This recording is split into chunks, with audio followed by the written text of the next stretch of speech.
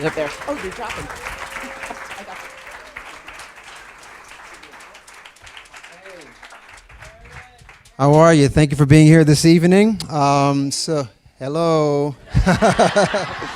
I love this group. I tell you. It never gets old. Thank you. So we have two very special people here with us this evening from two great agencies and each very respected in their areas of expertise. So please help me bring aboard Cynthia McLean.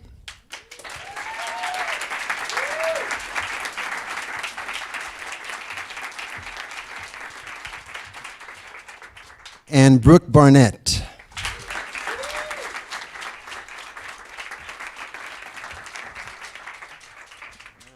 Thank you both. We appreciate it.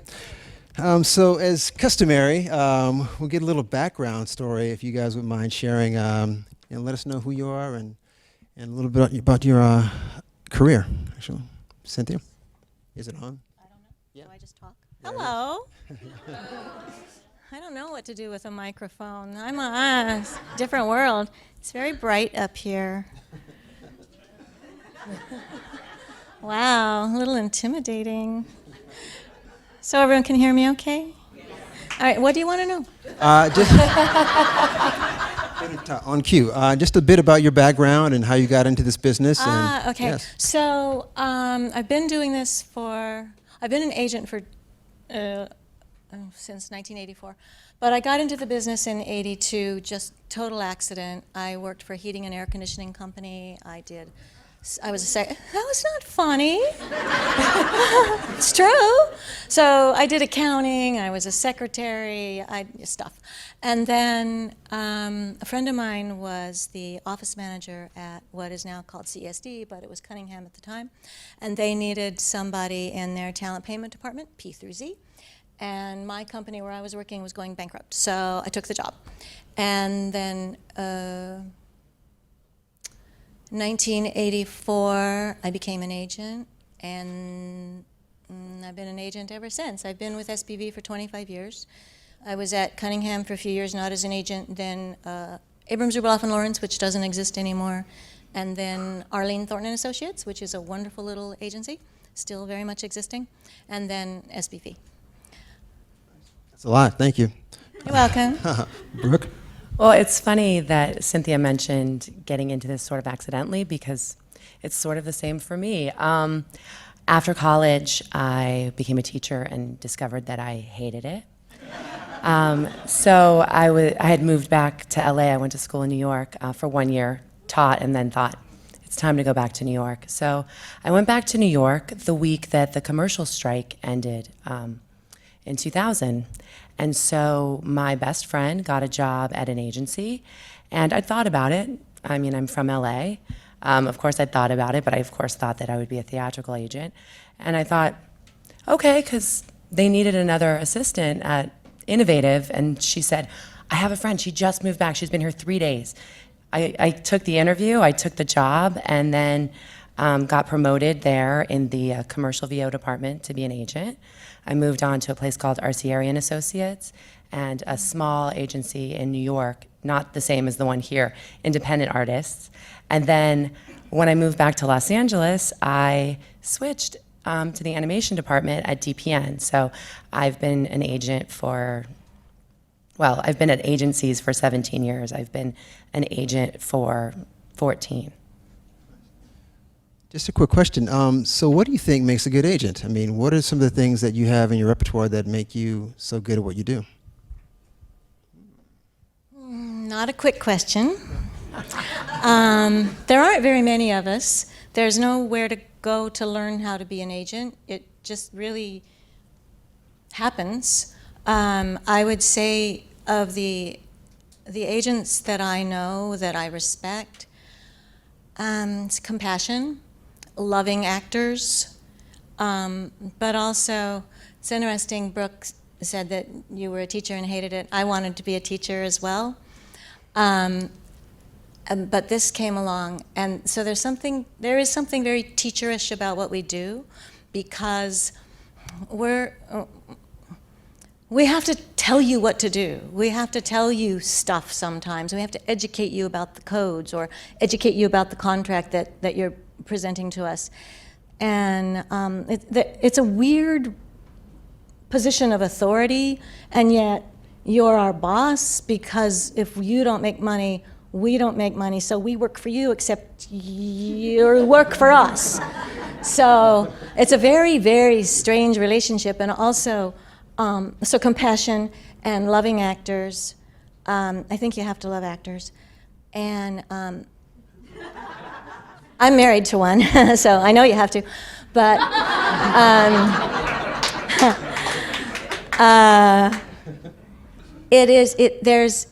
they're not our friends, you're not our friends, but you're human beings, and we're selling human beings. And so we have to love you.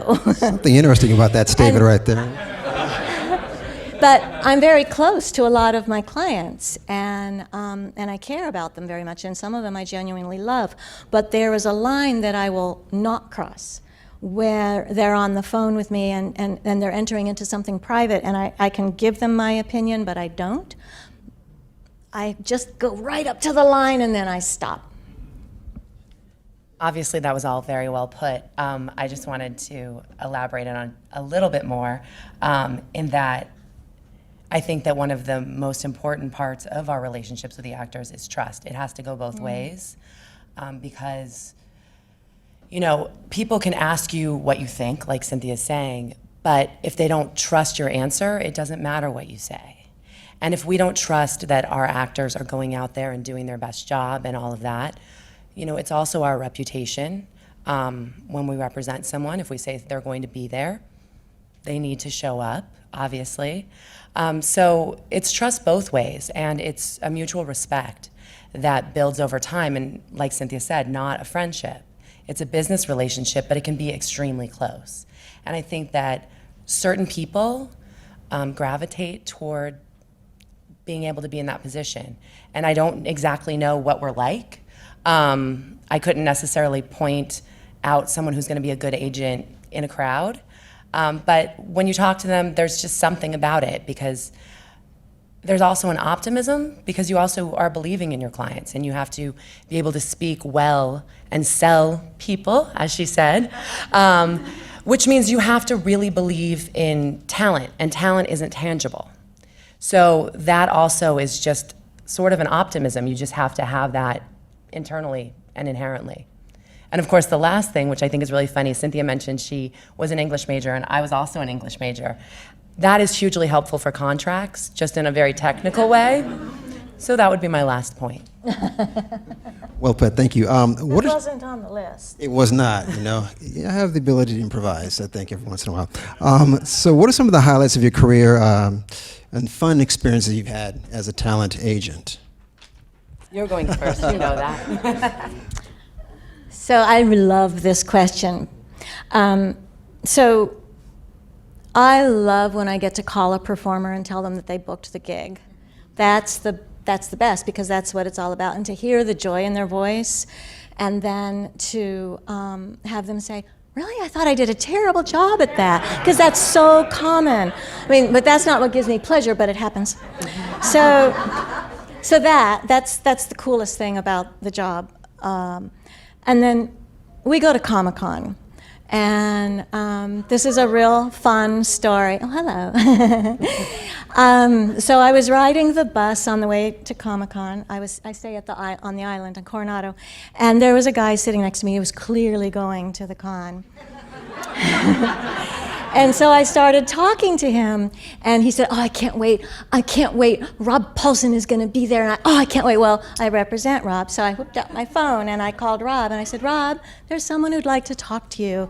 And I put him on the phone, and that was really simple to do. It was very easy, but it just made this guy's day, and Rob too, because Rob loves people, so that's definitely, and that was years ago, but that's one of the highlights. To be able to do that is really cool.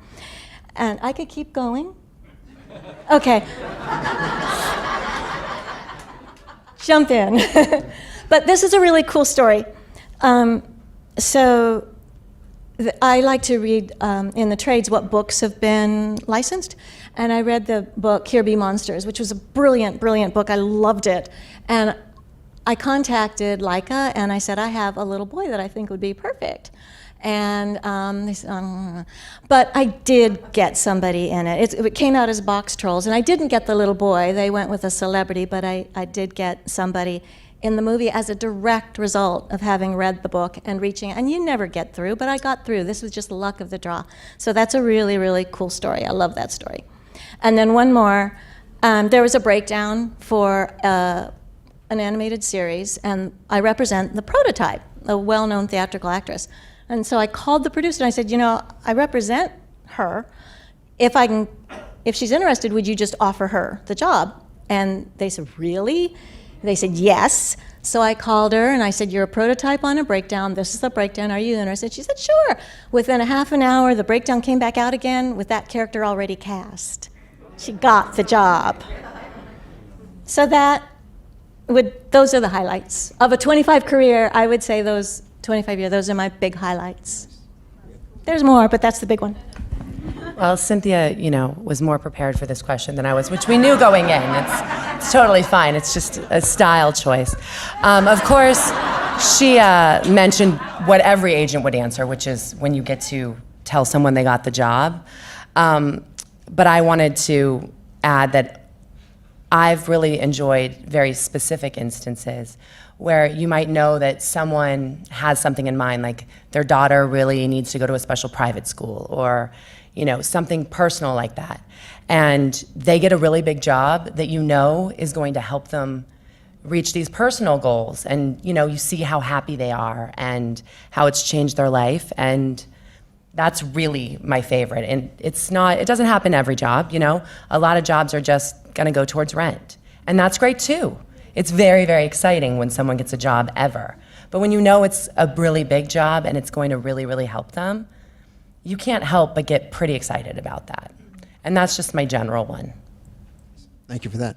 The big question many people ask at the VO Lab, what do I include on my demo? So if we can go into demos a little bit. What's the proper length of a demo? What's the content that you look for? Specifically, let me rephrase that. Is there a difference between the animation and the interactive demo? Are they separate? Should they be combined material? How do you approach that? I'll start with this one. In my opinion, they should be separate for the simple reason that the reads are completely different. When an agent or a producer is listening to a demo, they might not get that far. They're listening to a lot of them. So if your best interactive material is at the 45-second mark, there's a decent chance that no one's going to hear it. If I get 2 demos, I'm at least going to listen to the beginning of both of them. So if one of them's really strong, now I'm going to listen to that whole thing. Now I'm going to consider you for that, whether it's animation or interactive. So I would say that they should be separate. Cynthia agrees. In a general sense, what should be on your demo is your very best material. That's a personal thing. But it also needs to somehow correlate to what's out there. I mean, if it's 80s style animation, that's probably not what you want on your demo. You want something current, something that you think could be useful, but at the same time, it needs to be your best material. You need to stand out and show your highlights very early on because, again, we're listening to a lot of them, so you want to make sure that those first 5 or 10 seconds, 20 seconds are stellar, showing some of your best work. And one piece of advice that I'll give is, if you start it with a yell, I'm in the middle of my day, I just stop it. You just yelled at me. I turned it on, and it's just glaring through my computer. It's just not a good idea. Yes, everything she said. Something to keep in mind with a demo is their true function is not to get an agent. The true function is for your agent to use as a tool to sell you. That's what we use the demos for. So yes, if you don't have an agent, of course your demo is going to be used to get an agent, but don't think of getting an agent when you make your demo. Think of getting a producer to hear what you have. Why is that producer going to hire you? Why is that producer going to be interested in you over somebody else? And to the yelling, you get with me, and I don't really listen to demos very often anymore. I only listen to my actors' demos if they're redoing it and I'm criticizing or critiquing. But you get about 5 seconds. And if you've said, hi, my name's Cynthia, and I really think I'd be good in voiceover, I'm not going to listen. Don't introduce yourself. Your name is on your email. Your name is somewhere. So just get right into your money-making voice. Interesting, I sat in an audience years ago when Andrea Romano and Jamie Thomason were doing the panel. And the question was asked, what should I put first? And they had different answers. One of them said, your most interesting character voice. And the other one said, your signature sound. So there's no answer. But it has to be dynamite, and don't waste anyone's time. Don't do music, don't yell, just get right into it. A demo can be a minute, it can be 2 minutes. Many of my actors have multiple demos, and they put them on their websites. And I really like that because when you do an audition, and let's say the producer likes you, but your name is unfamiliar, they don't know who you are, first thing they're going to do, and what I do when I am considering if I'm going to meet somebody for representation, is go to IMDb, look at your credits, and look and see if you have a web page, and then check out more about you. The rest of your demos, your theatrical reels, all of that stuff. So a website is a really important supplement to a career. Your demo, a minute to 2 minutes. Standalone snippets, don't tell a story, change your voices while you're telling a little story. No, each snippet needs to be alone, 10 to 12 seconds each, and move it along. But make sure that your transitions are real clean so that the ear knows that you've moved on to a different character. Those are my basic rules on demos. Very nice. Go ahead. Because I think you might ask, the number of voices. Yeah. I don't think that there's a specific number. I'm sure other people disagree with me, but you want to make sure that nothing you include on your demo is something that you're not really great at. Because if I'm listening and your 9th voice is not stellar, that's going to hurt you. So you need to show range. You have to show range without a doubt. But if range for you is 6 voices, then it's 6 voices. If you can do 10 really, really well, then put 10 on. But certainly give me enough of it that I can hear that you're doing it well. If it's 1 second, I can't tell what you're doing. And the reason for the range, of course, is the contracts that animation and interactive people work on allow the producer to hire you for 2 or 3 voices for the same price. So they, of course, want to know that you can do range. And I agree that you put on there as many as you can that you can do really, really well and then replicate in a 4-hour session. So do not do a voice that's going to destroy your throat if you can't do it in a 4-hour session. Because if it's on your demo and you get hired, you're going to be expected to produce. And again, websites are really good for if you've got 30 voices, like if you do impressions, then you're going to have a whole separate demo for impressions. You might put 1 impression on your regular animation demo. Everyone does Christopher Walken, so you wouldn't do that, but do something. So that gives the idea, oh, this person can do impressions. I wonder if they can do blah, blah, blah. And then they go to your website, and indeed, there's all your impressions.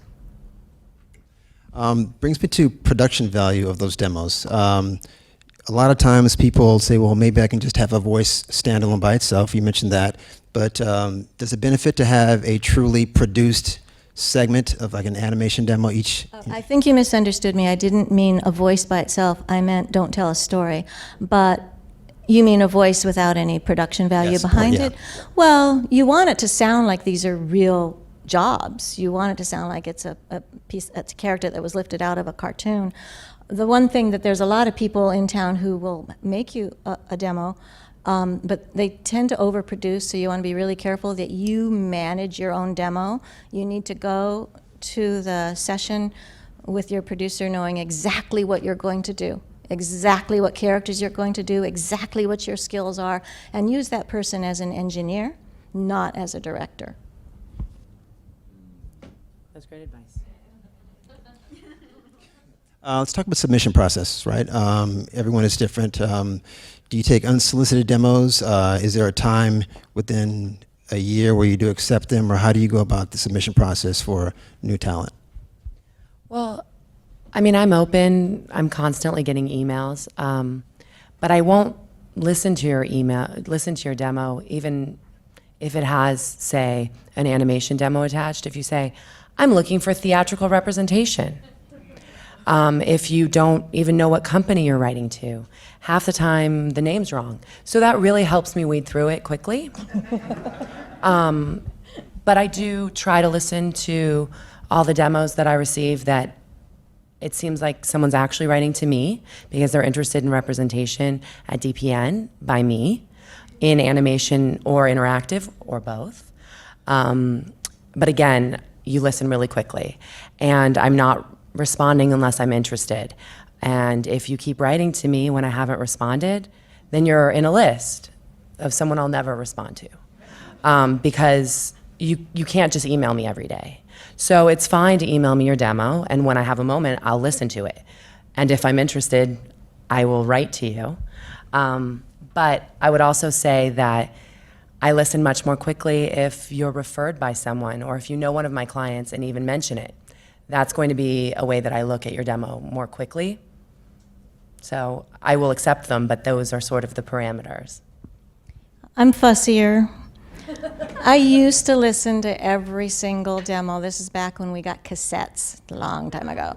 And they'd be in a box. And every once in a while I'd sit down and just listen. I only listen if you're referred to me. And a referral doesn't mean that you write me a letter and say, Brooke referred me to you. No, Brooke has called me and said, I really think that Eric is perfect for you, and this is why. That's a referral, and then absolutely I will give that person a listen and most likely a meeting.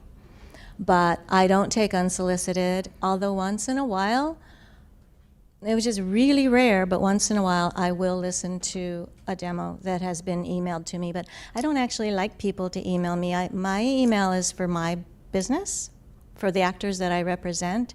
So there's a certain amount of immediate resentment when I get an uninvited email. That being said, once in a while I listen, and last year I did take on somebody that way. It was just, I had time, it was a fluke, it hit me at the right time, and I did it. I will say, don't do anything gimmicky, and I don't think people do this anymore because you don't have a physical thing to bring in. You're not bringing in cassettes or CDs like people used to do. I had a man once come in dressed in a diaper, literally, with his CD wrapped up in a little diaper. It was really disgusting.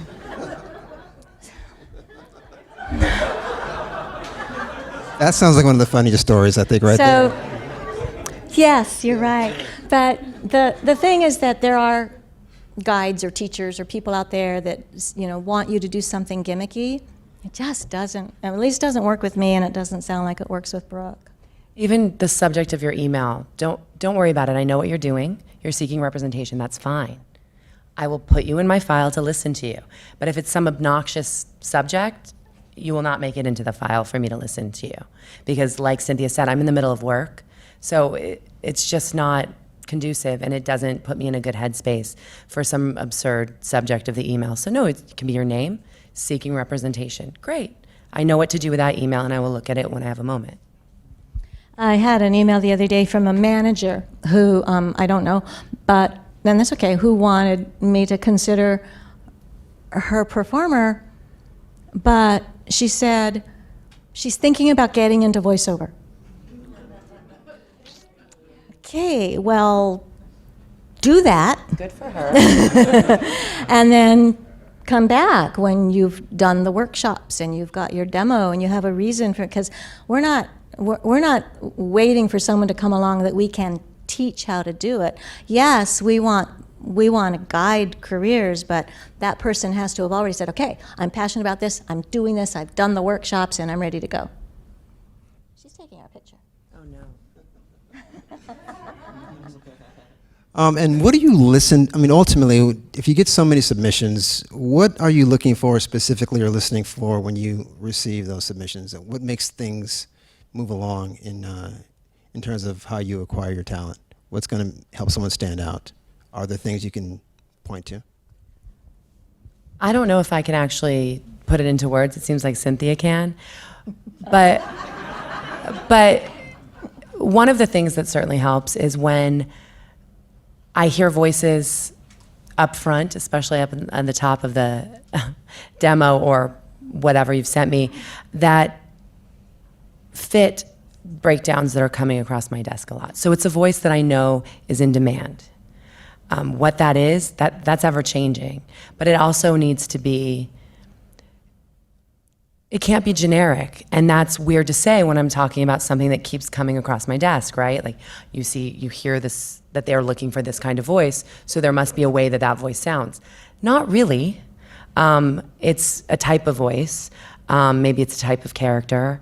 But you have to make interesting choices. I think a lot of times what people forget when they're making their demos is that you're acting. I have to believe that this is a scene from an animated series or an animated film. And I feel like a lot of times people forget to bring their best acting skills to it. When I hear really good acting, that's definitely something that works well for me. I'm so glad you said that, because I wanted to circle back to this. When we were talking about what you would put on your demo, 10 to 12 seconds or whatever, what I'm listening for is as if your character has been snatched out of the middle of a scene, so the character is in the middle of action.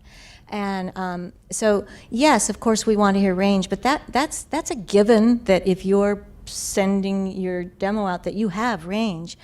But are you an actor? Is that character real? Do I believe that character? And that's what I'm listening for. And again, the first 5 seconds, it's really important. 5 seconds is really a long time. I can't say it's an intangible. I know it when I hear it. So that's the best I can say about that. Question about preparation, right, and training. You mentioned credits as being a tool you use to determine whether someone is ready. Sometimes people come in and they're obsessed with the idea of having a demo done in 2 weeks. Maybe they have that ability, I don't know, but are there cues you look for in terms of what your actors come to you with to make them more appealing? So we're talking a lot here about people that don't have agents, right? Is that what this is about? Okay, so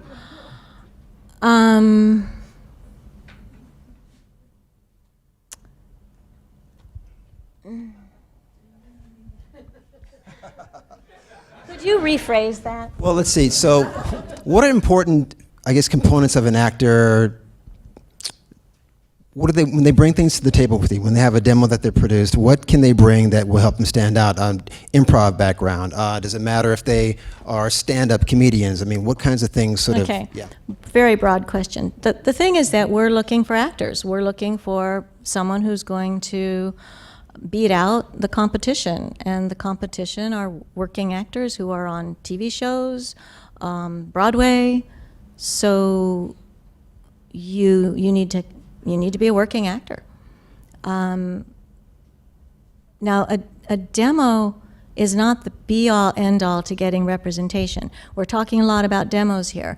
There's no way that you can make a demo in 2 weeks. You shouldn't have a demo until you are so sure of exactly who you are, and that demo is a perfect representation of what you have to offer to the industry. One of my busiest working actors, when he was referred to me by a casting director and an actress 25 years ago, his demo was horrible. And I said, no, I'm not interested. And the casting director said, no, please, you have to meet him. He's great. And thank goodness she pressed me.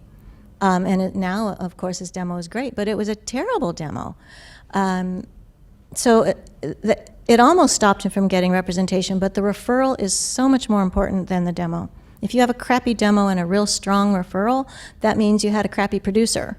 So you don't even necessarily, I know this sounds like sacrilege, but you don't have to have a demo to get an agent. If I've seen you in a play and I think you were brilliant, or at the Improv or something like that, then a demo's not in the get in my way of talking to you and seeing if maybe you'd be somebody worth voiceover if you've already started working on your career. It's definitely true that a demo isn't the end-all and the be-all. In fact, I rarely find actors just from a demo. Referrals is the main way that I end up having meetings with and taking on actors. Or, like Cynthia just said, if I'm at a show. And I do see improv and stand-up and all of that. And I don't care if someone has a demo. If they're amazing, if I love listening to them speak, if they have a lot of talent, they're an amazing actor, I don't care if they have a demo. They're going to be auditioning as soon as I represent them. We can easily get them a demo, hopefully based on their work, very soon. So you definitely want to be out there to be seen, whether it's on a TV show, whether it's a play, however you're focusing your energy as an actor, that is huge. And I'd say bigger than a demo. I'm pretty comfortable saying that. A demo is also a litmus test because it shows me if you're really serious about your career. So if you don't have the things that Brooke just described, if you're not a working actor, you're not doing improv, sketch comedy, and pursuing your career, and you also don't have a demo, then you're definitely not going to be considered. Yeah, I don't know how you would even consider someone just with their name. But people, managers, try to do that. Let's move off of demos. Let's We're do moving something on. else. We're moving on. Go to our websites. Listen to our actors' demos. That'll answer your questions. You like this question backstage. So, what do you expect from the talent you represent? Well, we'll begin. I'm sure it's going to go on for a while. That's a broad question, obviously. Of course, that they're working professionally, and by that I mean they're on time, all of the basic things, which sounds like, of course, it's basic, but we expect that, and sometimes that can be an issue in an agent-talent relationship.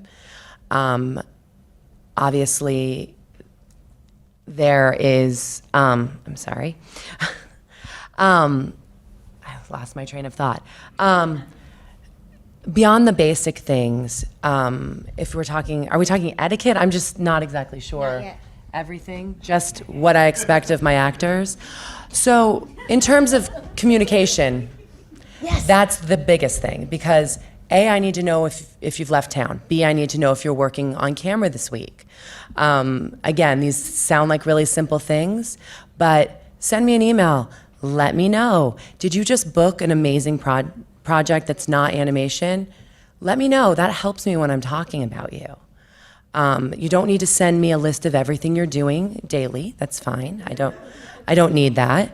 But I need you to also communicate if you're having concerns, issues, if there's things that are coming up. I mean, I don't want to hear a month later that session went horribly. Things happen on the day-to-day. Actors are going out for auditions, they're going out for jobs, for callbacks, all of that. If you don't know how any of these things are going, then it's very difficult to represent your actor and make sure that they're getting what they need. And it's very difficult for us to get the tools that we need to make sure that we're representing you well if we don't know the jobs you're booking or anything like that.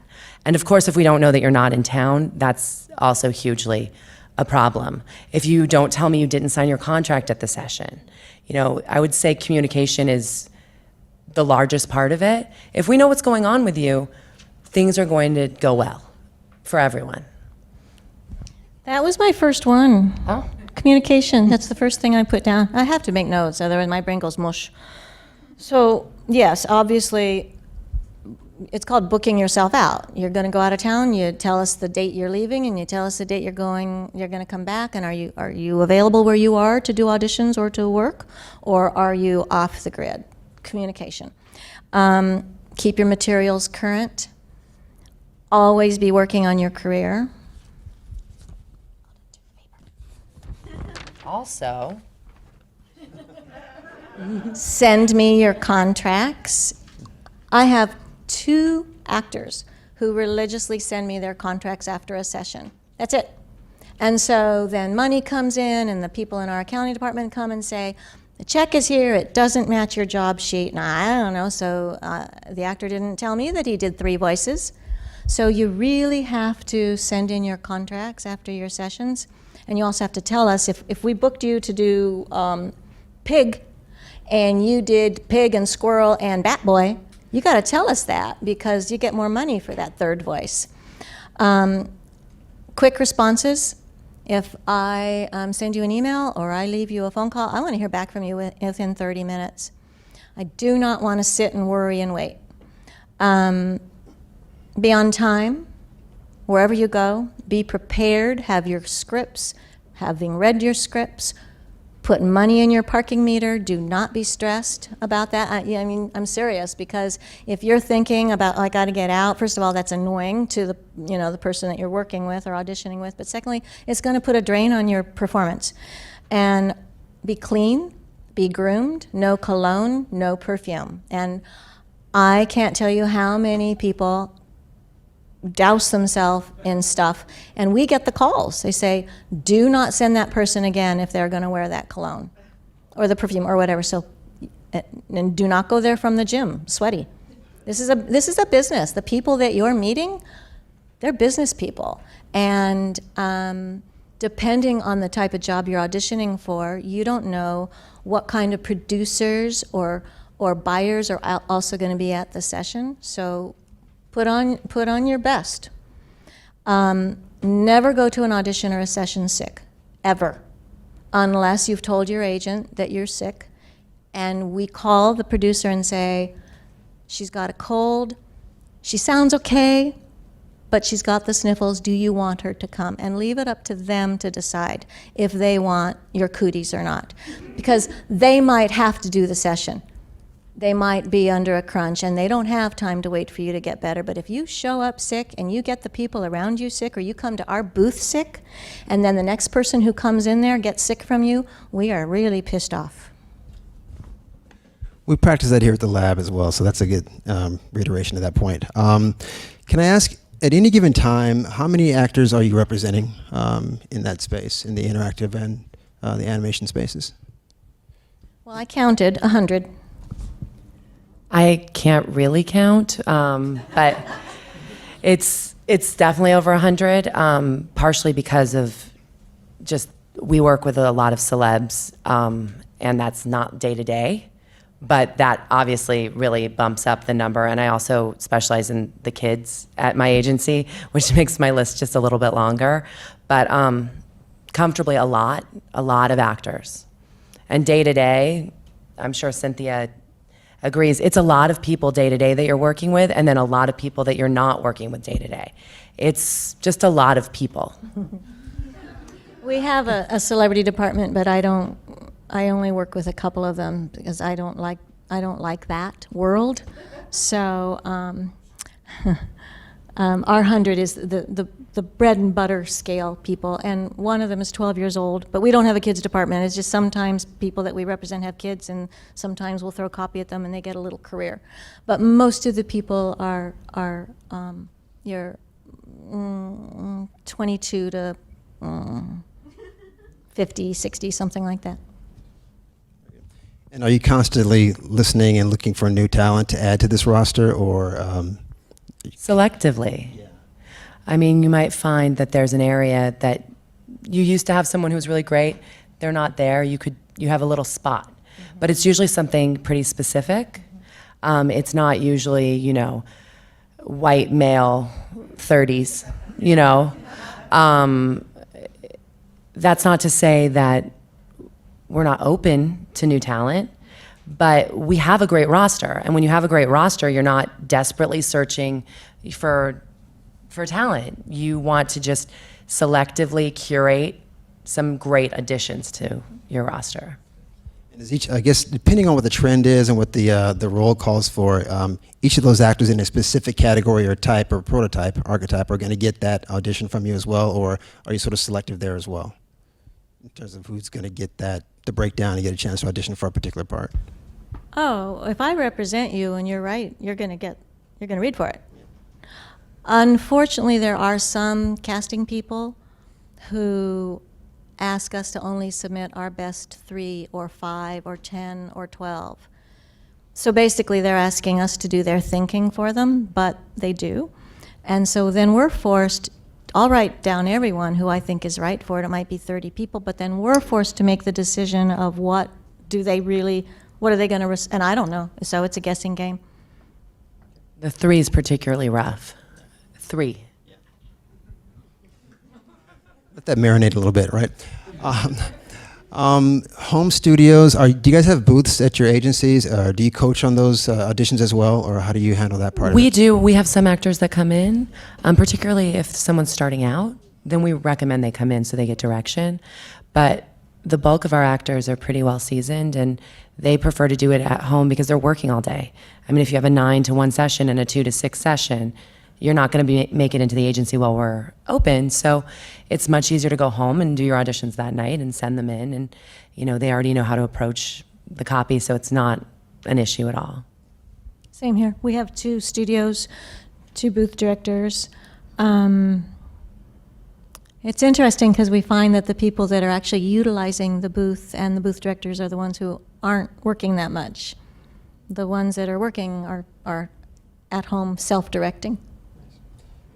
Do you find that, what are some of the trends that are happening right now? The belief is that with so many different platforms now that perhaps there are more opportunities for actors in the animation or interactive space. What do you extract from that? I wouldn't think there's more, no. The field is very saturated with performers, partly because a lot of celebrities will work on scale animation. So, no trends. There's nothing new. I wouldn't necessarily say that there's any new trends. I mean, obviously there's content for all different audiences, but there always has been. I mean, if you're reading for small children, it's different than an adult comedic animated series on the web, but that's always existed, so I wouldn't say it's necessarily new or like a new trend. I can't think of anything specific.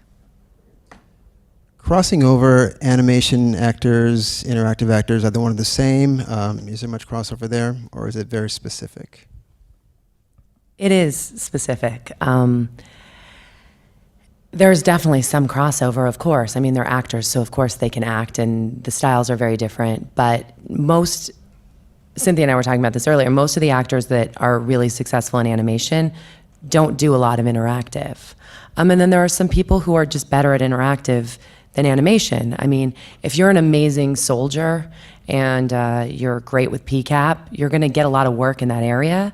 And, you might be able to play the heroes in, the comic book based stuff, but maybe the stuff for smaller children you're never ever going to book. So I would say that it's not that there's not any crossover. Of course there is, but they are so different that I think a lot of times for the very successful people, they're different people. Not always, but often. I agree. The interactive used to be a stepping stone to getting into animation, which maybe it still is a little bit because there's a great deal of crossover between the voice directors. The voice directors tend to be freelance, not all of them, but freelance. So they might be directing a game, but they also might be directing an animated series. So if you work with them on the game, they might think about you for the animation series, and vice versa. All of our successful animation actors do not work on interactive games. They don't have the time. With a couple of exceptions. And then the people that tend to repeatedly book in interactive games are the ones that can die over and over and over, or kill over and over and over. It's that kind of a butch kind of a thing.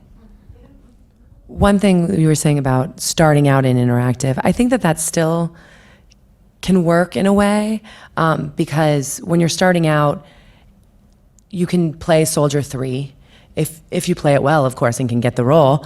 And you also are a little less concerned about maybe if it's vocally stressful, you don't have a job to get to right afterwards. So you're gonna be a little more open to that kind of work. So in that way, it can be a place to start. Definitely. We mentioned do's and don'ts backstage as well. Oh, the etiquette? Yes. So, the lovely etiquette question. Yeah. From your experience, what kind of things can you share with the audience? I have an etiquette list. Yes, give it up for that. Yeah. You have the list. You should start. I'll elaborate.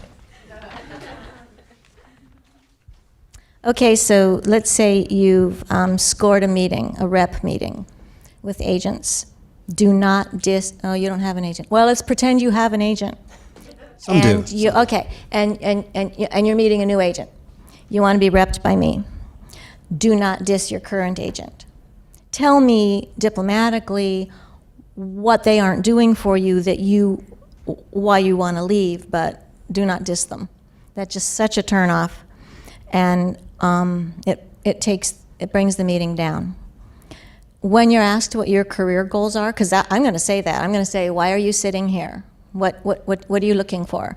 Don't tell me that I want to do animation.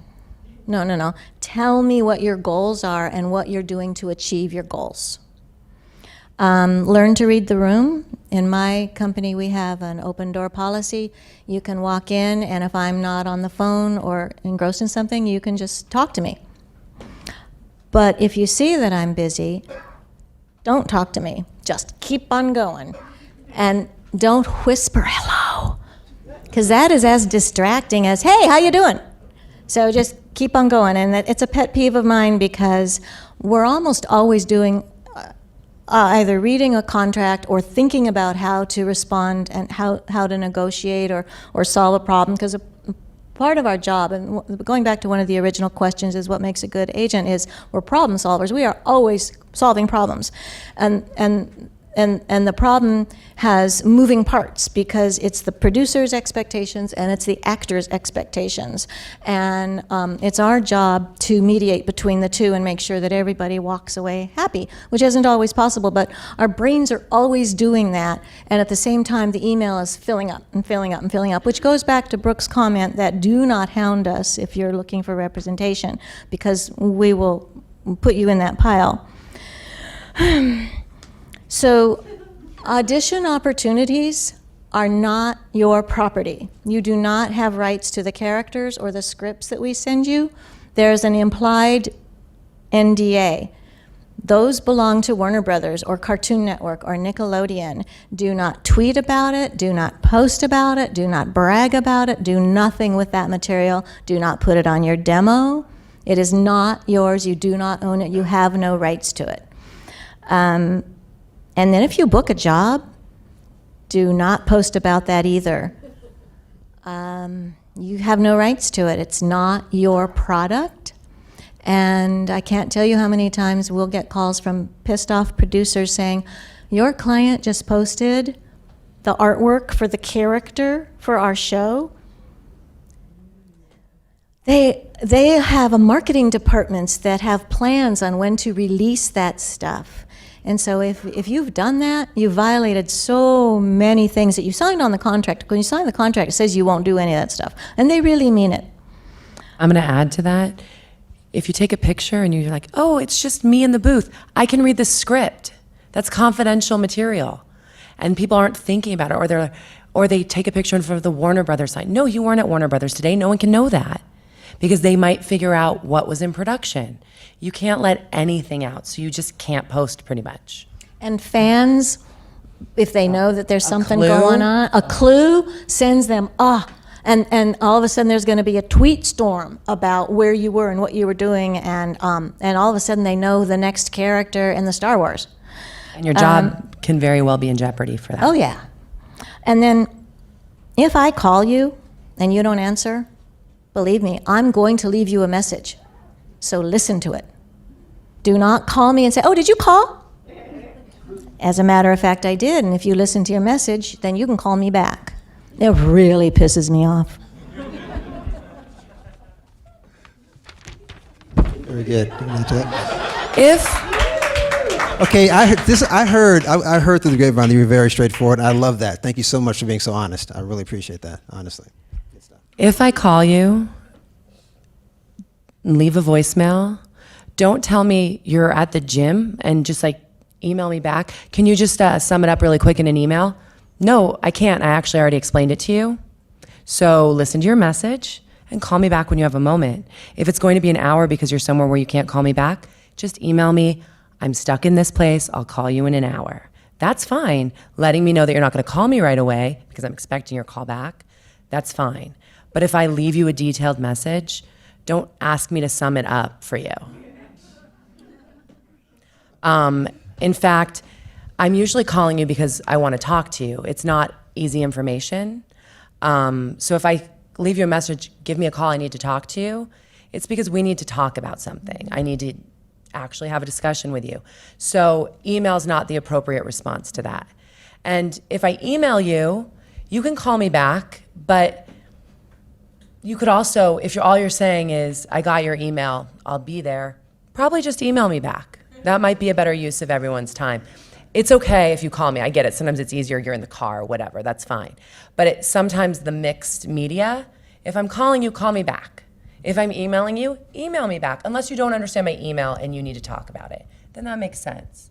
I think things just work more smoothly that way. In terms of reading the room, that's absolutely true. Also, I just want to say, don't stand in the corner and listen to my phone call. It's about another actor, and you wouldn't want someone to sit there and listen to me talking about you or your situation, because I have to be able to speak to producers about contracts and personal details. And of course, the door's open, and when I have a moment, that's great. But if I'm on the phone, I'm probably talking about something that's about one of my clients. So it's not really fair to listen to that.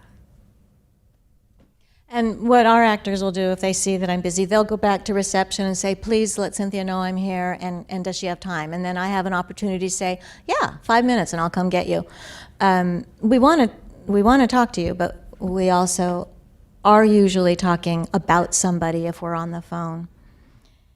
You didn't get to traits and qualities of the most successful animation people that we represent. That was my next question right there. It really was. So do you want to start with that? I know you have an answer for me. Okay. Cynthia McLean. But I wanted you to ask the question. Are you ready? So what are the traits and qualities of the most successful actors you have in animation and maybe separately in interactive? Good question. Thank you so much. Obviously talented. That's why. Yeah. So obviously you need to be talented. And so I actually love this question because it really made me think about I came up with that our one. actors. Good, Eric. It made me think about, well, what are the common qualities, if there are common qualities, of our most successful actors? And they do have some. They have a strong sense of who they are. They have a strong sense of confidence in who they are as a human and as a performer. And they're fun to have in the studio. They've got a good sense of humor. And they don't bring drama with them. When they enter the room, you don't go, oh, now what are we going to have to deal with? They don't leave an aura. And I'm not talking about me. I'm talking about what I know about them in the work situation. When I go to a recording session and sit in the back quietly on the couch and watch. So I'm not talking about how you interact with me. I'm talking about who you are in the world in which you're making your living. And that's what I care about. And of course I care how you are with me, but mostly I care about who are you out there? Are you the person they want back in the sandbox? Are you the person that they can count on the next time that you're going to show up on time, clean, smelling good, prepared, and ready to get in that studio and participate and play off of one another with the other actors. I